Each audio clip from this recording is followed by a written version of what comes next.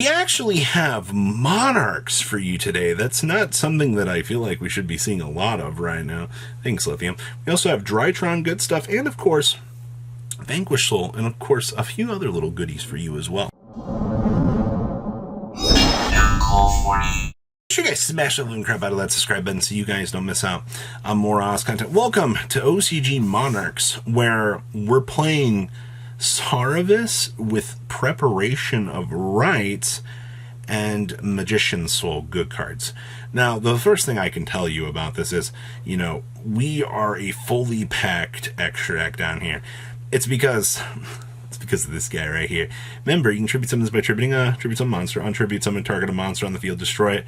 If it was a light monster, both players send as many cards as possible from their extra deck to the graveyard, but not more than the original rank or level destroyed monster. And then, popping the big Monarch, shaving off 8 extra deck cards. I mean, you can drop triple ints, Skullwagon, Skull Knight. You're dumping some insane value out of this pile back here.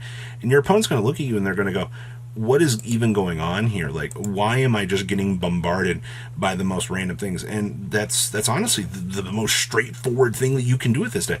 I mean, everything else is going to come down to, can I deploy Maximus, start getting extra deck rips? Can my opponent play the game on 7 cards in the extra deck? 5 after Maximus comes through and rips 2 more. I actually quite find this deck to be massively hilarious. You're just kind of turboing through things. Also, the Magician Soul's just filtering out some of these worse cards here, or, setting up an escalation to rip through those additional options on the follow-up of the opponent. Honestly, I like this a lot. Also, the Sarvis to ensure that, your guys can actually resolve, because trust me, you're playing Monarchs, you got about 10,000 ways to actually lose the game. Alright, and trust me, I've seen this deck get wrenched more than enough. It's the greatest struggle out here, watching your opponent go, oops, sorry. Alright, next up is some Drytron. The craziest thing to me about OCG Drytron right now is Ava still is a card.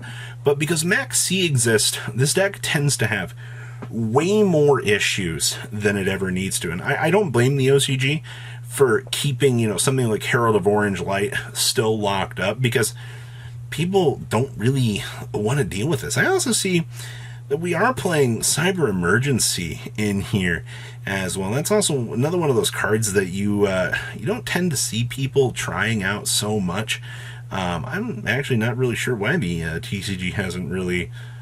Maybe I'm missing something here, but we are also playing the Herald package in here as well. I mean, once again, if you have Ava, you may as well play Herald, right? Because this is just an additional line them up, get 2 more steamrolls at the opponent and proceed to laugh at them. But if this deck you start one Drytron combo, your opponent max sees you, you're just like, well, nothing I can do. Versus the TCG version, who doesn't have to deal with this, but, we don't have the free chicken nuggies that you get with Ava at the end of this. So, once again, I'm curious to know, one, how consistent this can actually be.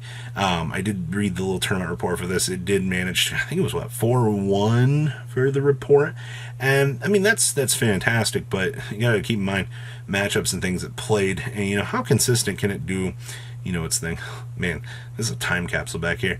We have good old Boral Sword Dragon down here for your little OTK machine as well. So you have so many little moving pieces back here that you can kind of pack into a deck and actually just have work.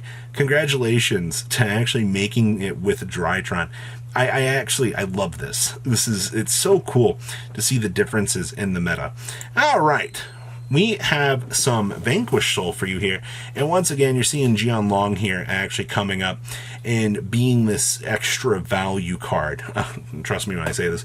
Once the TCG actually gets this, we might actually see Vanquish Soul kind of step back up here and actually get the chance to do something. Because, a fire, adding a Vanquish Soul card from your deck to your hand. I mean, as much value as you want to be able to pull to, get to the extra combo pieces that make your deck actually work. I also will say we're playing Nadir's Servant in here.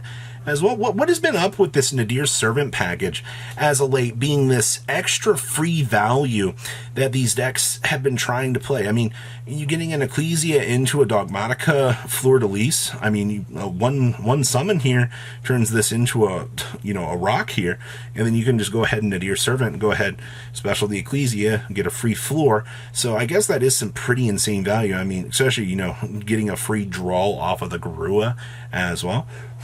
Maybe there is something with the little extension options that you get with this deck. Maybe the little cool things that we could consider.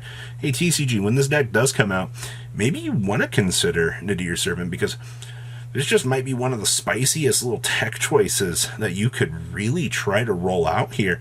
And maybe, I don't know, maybe this needs to be considered. Okay, what else we got back here? Oh boy, I see that we are playing Horus good stuff with the Synchro piles. Now, I'll be honest with you, I love all the little ideas and things that you can do with this. Also, shout out to the United We Stand here. You go ahead and deploy up, 1, 2, 3 Horus monsters, but set up a full field, slam down United We Stand. You've got, this huge extra attack boost here. Plus, this guy's already going to be 3,200. You're stacking another 2,400 on top of it. This is pure gimmick, and I can't believe that this is actually working. This reminds me of the time that we saw people opening up their United We Stands, that they were getting in the mail for the blue cards because they wanted to be able to play them out here. In terms of your little play lines down here, I think this is kind of interesting. I'm not exactly sure of the full Synchro package. Some of the biggest things I can tell you are, when you make these huge boards out here, you're going to be able to steamroll through your opponent. Your opponent's just going to look at you and go, oh, especially like if you see Imseti into the Pharaonic Sarcophagus, you're probably going to be in an incredibly good position. Outside of that, I think this is something really worth considering. If you want to have some fun, TCG gets this in the near future. Maybe the tuning package rolling through this, the entire extra deck's legal. Something to consider, honestly. I know a lot of people are excited for the chance to play, this with our dear friends over at Tier, but we'll take this. Now, the next two lists are something that I ran into a duelist that was talking about getting the chance to, it was more like playing with their friends. And two of these lists were actually really cool. A lot of people sit down and they're like, hey, we came up with our own version of something to have fun with. But X-Sabers as a fun concept, especially like in a more limited format, if you and your friends are having fun, maybe there is something really cool that you can do. I do love the fact we are putting the one Revolt down here so you can actually make Shirag, because I think a lot of people forget, but these are Beast Warrior and some of the more offshoot combinations of things you can actually set up for. Little interactions that I think people haven't really realized yet. Of course, we're playing Piercing the Darkness because we do have normal monsters in here. This is such a cool little throwback to the ideas and little fun things that you can do, and it also does kind of make me want more support for this.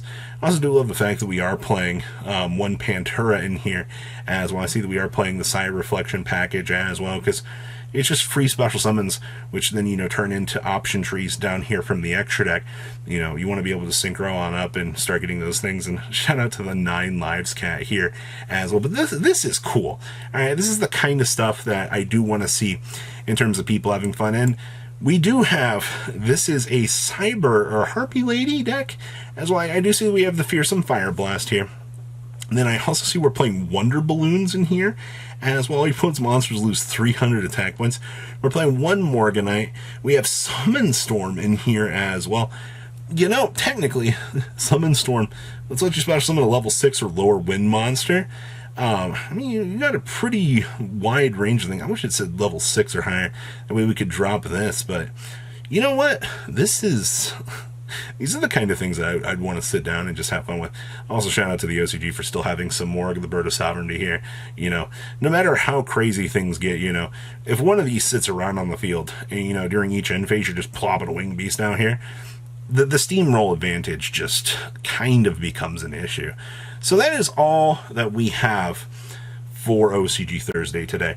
A lot of interesting meta changes kind of starting to roll out here. I am very curious to see how more and more people are going to handle said evolutions in the meta. But please, leave a comment down below what you guys think, and I'll see your beautiful faces back here later today, guys. Peace. Patrons, thank you.